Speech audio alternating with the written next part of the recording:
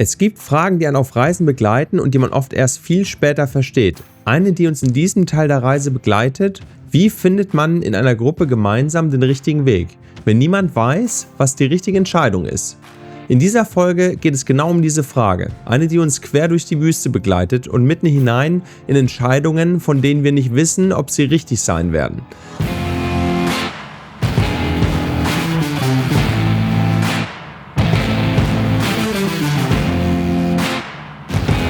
Wir brechen noch in der Dunkelheit auf, um den zweiten Swell-Tag zu erleben. Nieselregen, Wind, die Wüste schläft noch. 5 Uhr morgens, Freunde, wir sitzen bereit im Auto. Das andere Auto ist noch nicht ready. Jetzt geht's los. Juhu! Es ist stockfinster draußen, hat noch Nieselregen. Aber alle sind gut gelaunt. Jetzt sind wir schon lost in der Wüste. Wir sind gerade mal eine Minute unterwegs. So finster. Unser Ziel: ein Spot, von dem man sagt, er sei das Skeleton Bay Angolas. Ein Ort so abgelegen, dass er mehr Mythos als Realität zu sein scheint. Um überhaupt dorthin zu kommen, lassen wir Luft aus den Reifen. Start a little bit and then we'll check the pressure. Okay. Der Sand ist weich und wer hier stecken bleibt, bleibt richtig stecken.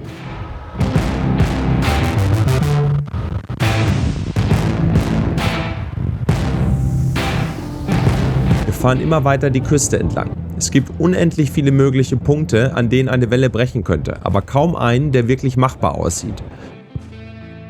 Die Wellen laufen schnell, brechen in sich zusammen, schließen manchmal komplett. Wir fahren Kilometer um Kilometer, bis wir schließlich eine Option finden. Wir überlegen und erinnern uns auch an den Spot, den wir schon einmal bei winzigen Bedingungen ausprobiert hatten. Wir entscheiden uns aufzuteilen. 2 kleine Teams, dieselbe Hoffnung und 2 epische Sessions.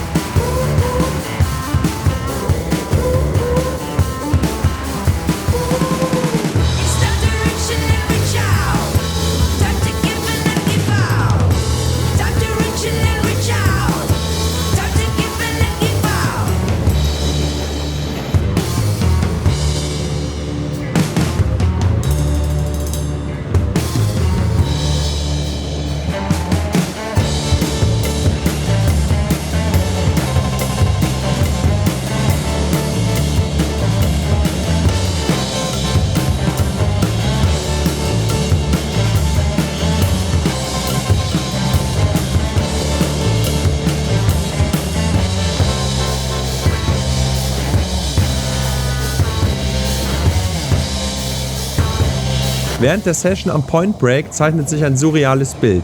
Ein einzelner Bagger, der einen Kanal in den Sand baggert, mitten im Nichts.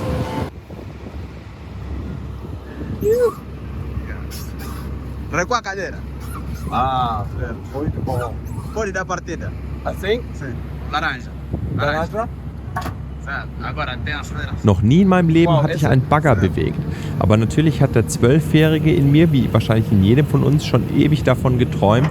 Und der freundliche Bauarbeiter hat mir den Wunsch direkt aus den Augen abgelesen und mich einfach in seine Maschine gesetzt.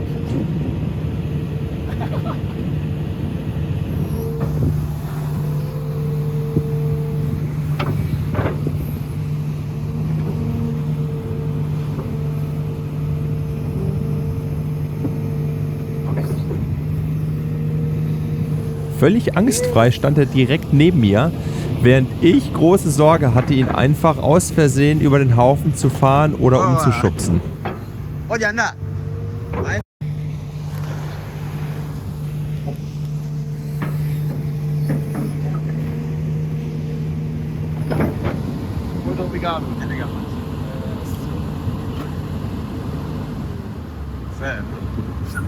Leute, wer hätte denn das gedacht? Wir sind hier eigentlich hingekommen, um die Welle zu surfen. Jetzt war die Session schon zu Ende. Ich wollte mal nur kurz gucken, was er da macht. Dann lässt er mich einfach den Bagger fahren. Wie geil. Ich sag euch, du erlebst hier jeden Tag irgendwie was anderes Geiles. Die Begegnungen mit den Menschen sind einfach unfassbar. Alle so offen, herzlich und freundlich. Wer hätte denn gedacht, dass ich hier mitten im Nirgendwo in der Wüste Bagger fahre? Ich komme da nicht drauf klar. Guck das an. Der hat mir erklärt, die machen da hinten eine Salina. Also der öffnet hier den Weg zum Meer, damit das Meer nach hinten reinlaufen kann ins Land. Und dann wird das Wasser da verteilt, dann verdunstet das und dann ernten die davon das Salz. Ja, jetzt habe ich ihm da 2, 3 Schaufeln, mehr schlecht als recht, da rausgeholt. Also, völlig irre.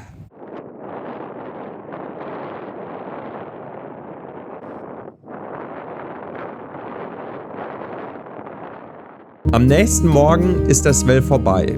An diesem Tag stand zum ersten Mal richtig die Sonne. Ein seltener Moment hier in dieser kalten, feuchten Ecke der Wüste. Für ein paar Stunden fühlt es sich an, als wären wir am ganz anderen Ort.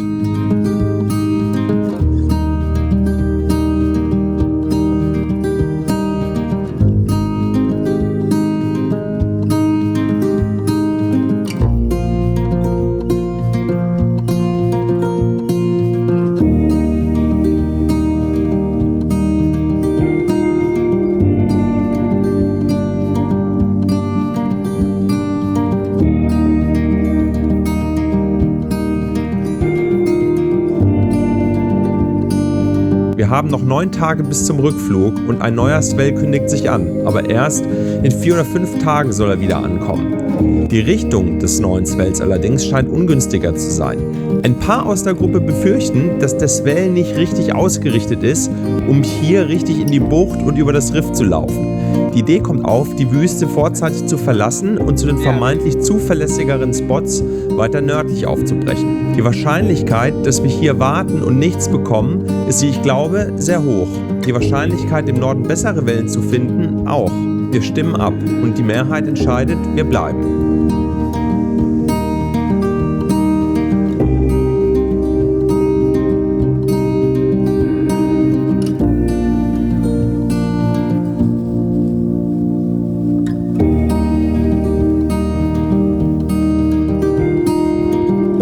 Was bedeutet das? Dass jede Richtung, die man einschlägt, gleichzeitig eine andere ausschließt, dass jede Entscheidung automatisch jemanden unzufrieden machen kann und dass Kompromisse sich immer erst im Nachhinein bewerten lassen und manchmal erst viel später Sinn ergeben. Denn keiner von uns weiß in diesem Moment, was die richtige Entscheidung ist. Für den Moment bleibt uns nur eines: warten. Leute, es sind jetzt gerade wieder 3 Tage ohne Swell. Wir sind im Camp. Ich habe mich schon ins Zelt verzogen, wie fast alle. Es ist nämlich schon wieder sehr kühl geworden, nachdem es ein paar Stunden Sonne hatte. In 30 Minuten geht die Sonne unter und dann sind wieder locker 12 Stunden Dunkelheit, Kälte und Wind angesagt. Irgendwann in der Nacht fängt dann wieder der Nieselregen an. Andi liegt hier im Nachbarzelt und ja, wir sind viel am Lachen und erzählen einfach ein bisschen Blödsinn. Er liest gerade den Alchemisten und ich gucke hier zu, wie die Blinklichter am Drohne-Akku laden. Das Ding ist nämlich, es gibt hier kein Internet im Zelt. Man muss dafür mal an den Rand der Klippe gehen. Und dann hat man, wenn man Glück hat, E oder 3G. Aber das 3G fühlt sich auch an wie eher eine E-. Das ist ganz gut. Das ist ein super Digital Detox. Und gleichzeitig aber auch natürlich eine Herausforderung. Mit Wellen wäre es einfach, aber so ist es. Ups und Downs. Jetzt warten wir auf den nächsten Swell-Run. Der soll morgen beginnen. Das ist der 2. Tag, an dem wir keine Wellen haben. Andi sagt, das ist erst der 2. Tag. Aber es fühlt sich an wie... Samstag und Mittwoch, Donnerstag waren die Quelltage. Ja, das stimmt. Fühlt sich aber an, als wären das schon 3 Tage oder 4. 10. Oder 10, sagt er. Es ist wirklich krass, wie hier das Gefühl für Zeit verloren geht. Ich bin mir auch immer nicht sicher, welcher Wochentag gerade ist. Ja, so ist es hier in der Wüste. Es macht schon was mit dem Kopf. Es ist ein bisschen wie so ein sehr gedimmtes Leben hier. Also fährt alles runter. Der Input, den man hat, der nimmt dann drastisch ab. Hier gibt es da einfach nicht viel zu tun. Und ich habe auch kein Buch mitgenommen. Ich habe sogar jetzt schon angefangen, einfach in meine Notizen im Handy Geschichten reinzuschreiben und so ein bisschen Reisetagebuch zu führen. auch für euch natürlich, dass ich nachher dann auch wieder alles gut zusammenbringe, wie was war. Das Lustige ist, wenn man so früh ins Bett geht, ich wache dann oft schon um kurz vor Mitternacht auf und denke, es ist früh morgens, und dann ist erstmal die Hälfte der Nacht vorbei. Ich hoffe, dass jetzt bald dann morgen wieder es richtig ballert, weil dann kann man sich im Wasser wenigstens auspowern und schläft dann auch ein bisschen tiefer und länger. Das ist eine geile Erfahrung. Doch als der nächste Tag vergeht, bleibt es flach. Dazwischen kommen ein paar kleine Wellen durch. Gerade genug, um einen Novelty-Spot zu surfen, der eigentlich nur mit viel Fantasie eine Welle beherbergt. Guten Morgen, Freunde. Es ist Tag. Keine Ahnung. Wir haben 15. Wir haben das Zeitgefühl in der Wüste verloren. Wir warten immer noch auf den zweiten Swell. Heute Nachmittag soll es losgehen, langsam. Für 4-5 Tage und danach sind wir am allerarm Arsch und können heimfliegen. Ja, genau.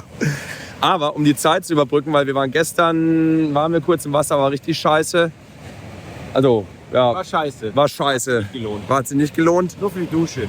Genau, zum richtig mal schön die Kimme auswaschen. Sagen wir, wollen wir jetzt halt noch mal gucken, ob wir eine Welle finden. Und wir haben eine gefunden. Die werden wir jetzt ausprobieren. Ist quasi eine Novelty Wave. Das Setup ist folgendes. Kleine Bucht. Hier vorne laufen richtig schön saubere Wellen rein. Aber das Ding ist, hier unten ist relativ steiles Riff. Man kann die Steine da sehen. Läuft am Riff entlang. Das heißt, es muss tendenziell ein bisschen größer sein. Dann in der Mitte, da hoffen wir, dass dann da einfach Sand ist. Das müssen wir gleich rausfinden. Sogar die kleinere ist sogar ganz geil. Ja. Bisschen größer. Die Mittlere Größe, nicht die ganz großen, weil die closen zu schnell. Weil, sonst kannst du nicht mehr raus. Weil hier auch die kleinen, aber sind zu nah auf den Steinen. Das will ich nicht. Ja. Nee. Das ist eigentlich voll dumm, dass wir jetzt vor dem guten Swell reingehen und die Bretter zerstören. Ja, hat er recht. Aber auf der anderen Seite... Vielleicht wird diese Folge ja nie online gestellt, weil wir es nicht überleben. Ja, wir probieren das jetzt einfach aus. Ich nehme natürlich euch wieder mit auf der GoPro. Oh, da hinten kommt ein Set. So, jetzt gucken wir mal. Jetzt guckt euch mal dieses krasse Potenzial hier an. Da. Die ist zu klein. Das ist das Set. Ist da Das hinten. ist auch noch kein richtiges Set, aber so eine mittlere Größe. Ja. Take-off. Hier.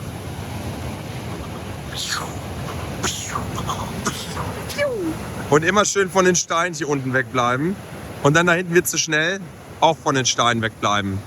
Wir nehmen unsere alten Bretter her. Ja, Die älteren Bretter. wir nehmen die älteren. Let's go.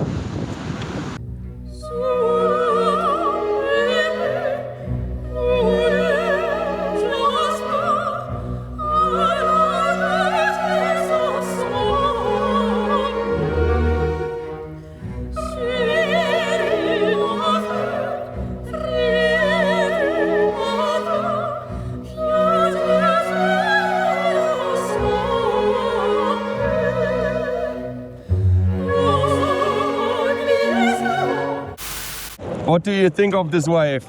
This wave is made completely out of stones. Water is an optional. If you recognize, you need to run. No sections are to be expected. Just run. This is my quote to this wave. So what's the alternative plan? The alternative plan is to paddle down there. Can you agree? I know. Yeah, this is the point which we have been surfing the other days, which was really good. Today is still a bit smaller, but maybe we get a good. We could get a good some good ones. Working of the wave. Yeah, it's also going to be kind of shallow, Yeah. Same. but different. Same, but different. We know the stones. We know the stones at least.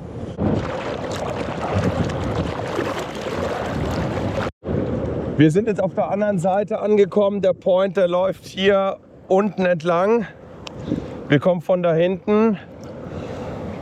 Hier ist es auch nicht weniger sketchy, vielleicht ein bisschen, weil wir den schon kennen, aber da vorne ist es überall am Kochen.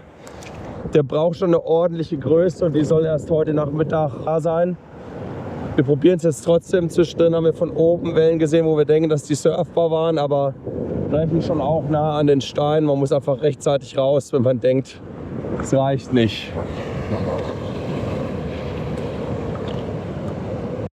Auch hier steht schon wieder auf dem Stein. Super shallow und diese Boils, die gehen einfach die ganze Line entlang.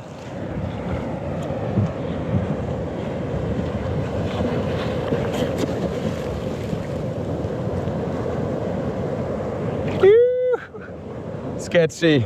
Der Swell sollte bis jetzt langsam eingetroffen sein, ist er aber nicht. Kommt er nur später oder zieht er in diesem Moment schon an uns vorbei?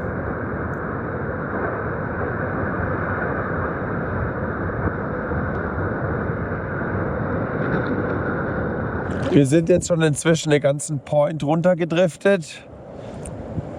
Jetzt gucken wir, ob hier eine Endsection noch ist, aber einfach gleich raus, ein bisschen die Sonne genießen. Wir nutzen die Zeit und ziehen los, einmal mehr das Umland weiter zu erkunden. Wir finden einen unfassbar schönen Canyon und hoffen insgeheim, dass nach unserer Rückkehr endlich auch die Wellen zurück sind.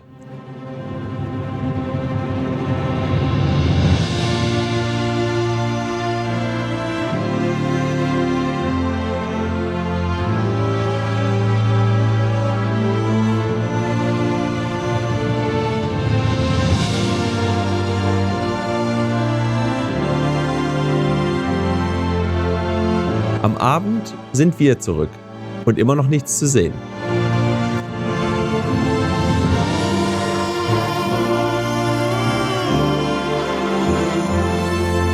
Am nächsten Morgen ist etwas Swell da, aber bei weitem nicht die Größe, auf die wir alle gehofft hatten.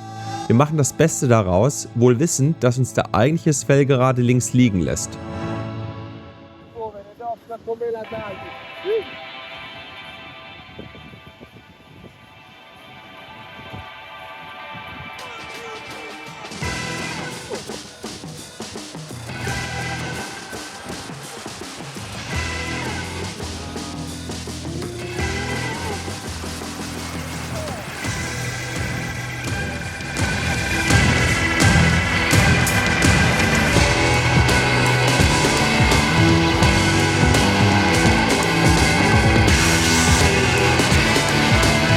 Jetzt hängen wir in einer echten Zwickmühle. Im Norden wird der Swell höchstwahrscheinlich besser ankommen. Aber dorthin sind es mindestens einen Tag Autofahrt. Und laut Vorhersage ist der Peak des Swells jetzt gerade hier bei uns. Egal was wir tun, wir werden ihn verpassen. Auch wenn wir sofort aufbrechen. Also setzen wir uns zusammen. Echte Krisensitzung. Und genau in diesem Moment wird die Frage vom Anfang wieder klar. Wie findet man in einer Gruppe den richtigen Weg, wenn niemand weiß, was richtig ist? Vielleicht so. Man entscheidet gemeinsam, man trägt die Folgen zusammen und man vertraut darauf, dass der Weg etwas bringt, das man vorher nicht sehen konnte. Etwas Gutes. Denn es kommt nicht nur auf die Wellen an, die wir surfen, es sind auch die Entscheidungen dazwischen, die Gespräche, die Zweifel und die Kompromisse. Die Momente, in denen man lernt, seinen eigenen Wunsch hinter die Gruppe zu stellen oder zu erkennen, wann es Zeit ist, für sich selbst einzustehen. Und vielleicht ist genau das die eigentliche Welle, die man hier reitet. Die Kunst, sich gemeinsam zu bewegen, auch dann, wenn die Richtung unklar ist. Wir treffen die Entscheidung. Wir verabschieden uns von den Fischern, die wir ins Herz geschlossen haben, und brechen auf. Wir nehmen damit den Wettlauf mit dem Ozean auf. Der Swell bewegt sich etwa so schnell wie wir auf den Dirt Roads. Es besteht also eine kleine Chance und eine riesengroße Hoffnung, den Rest des Swells im Norden abzufangen.